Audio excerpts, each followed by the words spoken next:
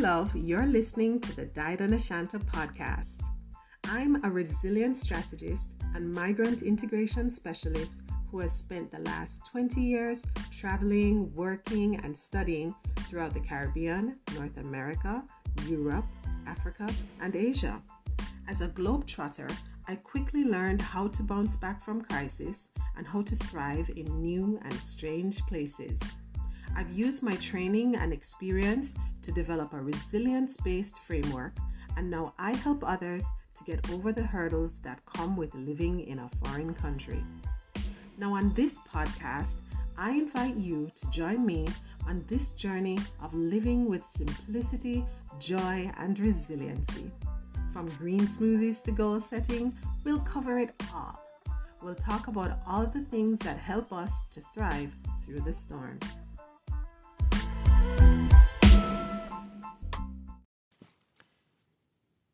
Welcome to the Died on Ashanta podcast. This is episode 13. Hydrate, hydrate, hydrate.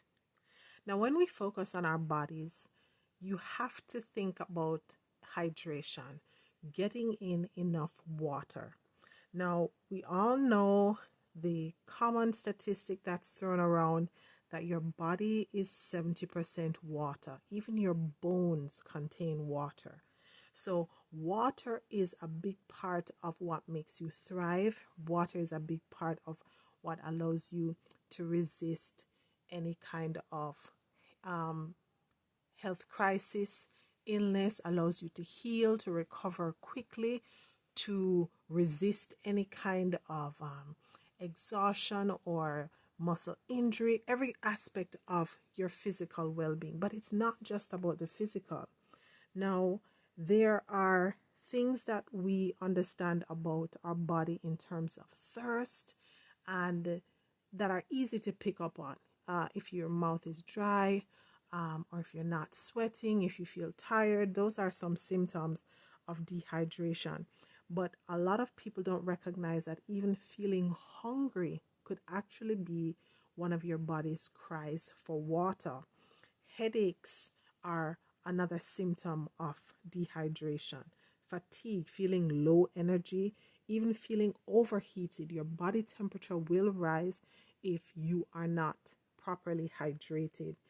Sometimes you go to the restroom, you urinate, and the color is dark. Ideally, one's urine should have a clear appearance, almost like water if you are drinking enough water. Of course, if your skin is dry, if your hair is brittle, if you have what's this called, confusion, a sense of brain fog, not being able to focus, those are some of the most common symptoms of dehydration.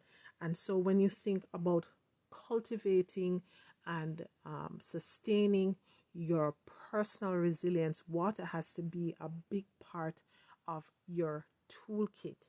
And if you don't have a strong, resilient body, then no other aspect of your life will be worth much, because you won't be in good health, you won't be alive to fulfill all of your intellectual capacity, to experience all of your spiritual purpose and growth. So your body is really important, and so hydration has to be one of your priorities. When you think of how drinking enough water affects your mind, drinking water helps to calm you down. If you've ever thought of a child or anyone crying, as one of the first things someone will say to them is drink some water, because it helps to calm them down. Of course, it helps to replenish all the water they lost in their tears. A lot of people don't realize that we lose water through sweat, through tears, through exhaling, through urinating. Every time we excrete waste matter, we're losing water. And just by talking, just by breathing, we are giving out water. And so that's why we need to consume water on a daily basis and in high quantities. Now you may ask, what amount of water should I be consuming? And of course, if you might have heard two different ways of calculating it, saying 8 ounces of water 8 times a day, that's 8 by 8. Or someone might tell you 2 liters of water, which is a rough estimate based on drinking half of your body weight in water. So there are easy ways of doing it. You either get a 2 liter bottle and you start your day with it and make sure that by early afternoon you have consumed most of it, or you get an 8 ounce glass and you make sure that you keep filling it a few times throughout the day, maybe every 2 hours or something. Now, you may wonder, but does hydration have anything to do with spirituality? Of course it does. Water is so much a part of our lives that every spiritual practice, every religious grouping, they incorporate water in the part in aspects of worship, whether it has to do with a baptism or a blessing or rituals of purification or steps taken to bring on healing, for someone to experience healing.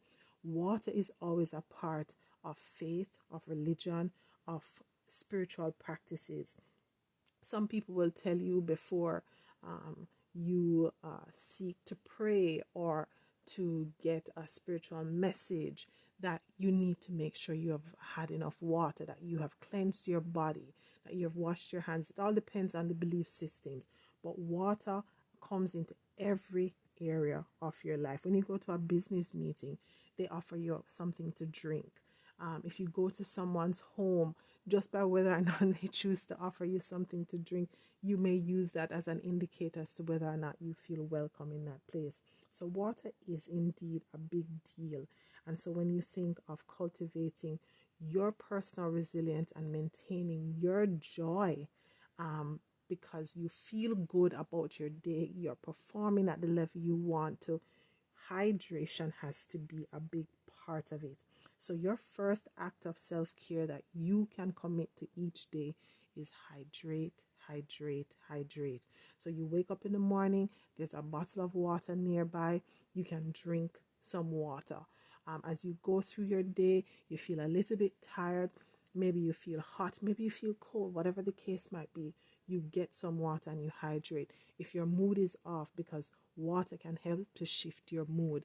If your mood is off, you're feeling a bit low or you're feeling upset, drink some water. So whenever it is you're going to in a situation that you feel nervous or you think this is going to be very stressful and you're going to be overwhelmed, hydrate, hydrate, hydrate. And I know people who are familiar with me, interact with me regularly, will know that whenever they're dealing with any situation, I say, always remember to hydrate. Sometimes you're too busy to eat. Sometimes you're too busy to get time to work out, or you have so much to do that you're cutting the amount of sleep you get each day. But don't miss out on hydrating. All right. So that's our tip for today. Hydrate, hydrate, hydrate. It's your first and most important act of self-care to keep your body supple and hydrated. And of course, when you think of an African proverb related to hydration, I'm going to share this one with you. It says, one only realizes the importance of a well when the water dries up. And I'm sure you can think of a few songs that talk about when a well runs dry. And if you view your body as a well, thinking of the whole concept of being 70% water, you're like a walking well. And it's not until you become dehydrated that your body starts protesting and showing all these signs and symptoms of needing water. And as we talk about your body crying out because of dehydration, I have to mention a book by Dr. Batman-Gelage, which the title of the book is Your Body's Many Cries for Help. Whether you can get a copy of this book or you can look for some of the lectures he has delivered under this topic. He has written a number of books talking about why water is important for wellness. You will be a different person when you have heard of how many things that we have taken for granted and not recognized they're a direct result of our body needing more water. So maybe you are not sick, maybe you're just thirsty. These are some of the things that Dr. Batman-Gelage has shared in his book. So check that book out, Your Body's Many Cries for Water, and let me know, how much water did you have today? That's all for today. Thank you so much, and I hope to hear from you. Until next week, do have a wonderful day.